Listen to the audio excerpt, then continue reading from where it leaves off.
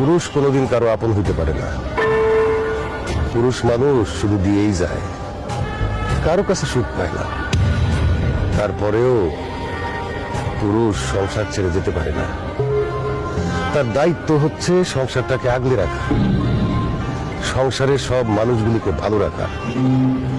এই অবস্থাটা হইতে পারে বাবা যদি আমরা পুরুষরা নারীরে নারী না বলতাম, মানুষ বলতাম, মানুষ ভাবতাম।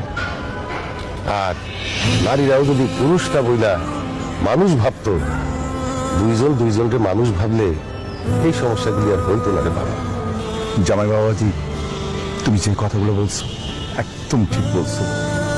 তুমি বলতে পারছো, কিন্তু আমি সারাটা জীবন বলতে পারি না। তারপরে পুরুষ মানুষদেরকে এভাবেই সংসার করতে হয়, তোমাকে করতে হবে।